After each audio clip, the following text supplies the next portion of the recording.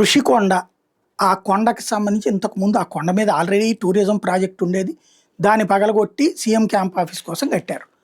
అక్కడ కొండని తవ్వేశారు, గుండు చేసేశారు, బోడిగుండు చేసేశారు. అదిగో అని ఫోటోలు రచ్చ రచ్చ.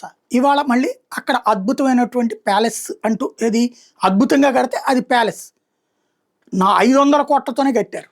ఒక బిల్డింగ్ ఇక్కడ 1500 కోట్లు అయితే అక్కడ అన్ని బిల్డింగులు కలిపి 500 కోట్లగా కట్టారు. కానీ అది దుర్వినియోగం, పర్యావరణ హితం కాదు.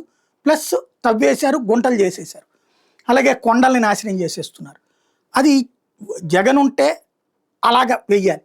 అదే మనవాళ్ళు ఉంటే చెరువుల్లా ప్రభుత్వ భూములు. సిటీ ఎడిషన్లో వార్త రాసుకొచ్చింది ఆంధ్రజ్యోతి.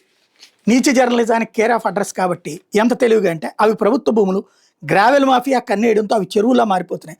రాత్రి వేళల్లో భారీ యంత్రాలతో యథేచ్ఛగా తవ్వకాలు జరిపి గ్రావెల్ని టిప్పర్లో తరలించేస్తున్నారు. దీంతో తెల్లారేసరికి నిక్షేపంలో ఉన్న భూములు అగాధాల్లో మారుతున్నాయి.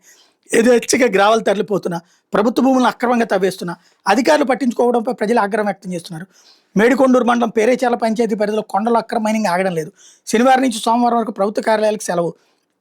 దీంతో అటవీ ప్రాంతాన్ని అనుకున్న పేరేచారులో సర్వే నెంబర్ 550లో నిషేధిత భూములు అక్రమార్కులు గ్రావెల్ తవ్వకాలు చేపట్టారు. ఎవరైనా ప్రశ్నిస్తే వాళ్ళని బెదిరిస్తున్నారు. అనుమతులు ఉన్నాయని చెప్తూ రాత్రి వేళ తవ్వకాలపై పలువురు అనుమానాలు వ్యక్తం చేస్తున్నారు. లారీ గ్రావెల్కి 8000కు విక్రయిస్తున్నారని సమాచారం. అక్రమార్కులకు అధికారులు అండదండలు ఉన్నాయని ఈ ప్రాంత రైతులు ఆరోపిస్తున్నారు. ప్రభుత్వం మారిన గ్రావెల్ తవ్వకాలు ఆగడం లేదని స్థానికులు ఆందోళన వ్యక్తం చేస్తున్నారు. ఇప్పటికే కైలాసగిరి, కొండల చెరువు ప్రాంతాల్లోని భూములు చెరువులుగా మారినాయి. అక్రమ తవ్వకాలతో ఆ ప్రాంతాల్లో మెరక భూములు 20 నుంచి 30 అడుగుల లోతు చెరువులుగా మారిపోయాయి. ఎప్పటికైనా అధికారులు అక్రమ తవ్వకాలపై చర్యలు తీసుకొని ఆ ప్రాంత వాసులు విజ్ఞప్తి చేస్తున్నారు. తన పొలానికి సమీపంలో సర్వే నెంబర్ 550 అక్రమ తవ్వకాలు అడ్డుకోవాలని రామినేని శ్రీనివాసరావు మంగళవారం తహసీల్దార్కి ఫిర్యాదు చేశారు. మీడియా ఏం చేస్తుంది? నిద్రపోతుందా? ఎవడో కంప్లైంట్ చేస్తే కానీ వేయలేదు. రెండవది, అధికార పక్షం ఏం చేస్తుంది? తెలుగుదేశం, జనసేన, భారతీయ జనతా పార్టీ అందరూ ఉన్నారు కదా. ఎవడన్నా అక్రమంగా తవ్వుతుంటే చూస్తూ ఊరుకున్నారా? ఇక్కడ రాజకీయ పరిపాలన కాబట్టి రాజకీయ నాయకులు ఇష్టారాజ్యంగా నడవాలి. రాజకీయ నాయకుడు అండలేకుండా, రాజకీయ నాయకుడు తవ్వించకుండా ఎవడన్నా వచ్చి తవ్వుకుంటాడా? అమ్ముకుంటాడా? పోలీసులు చూస్తూ ఊరుకుంటారా? మైనింగ్ శాఖ చూస్తూ ఊరుకుంటుందా? రెవెన్యూ శాఖ చూస్తూ ఊరుకుంటుందా? కానీ ఇది అసలు ప్రభుత్వానికి ఏం సంబంధం లేదు, అధికార పక్షానికి ఏం సంబంధం లేదు. ఎవరో చేస్తున్నారు.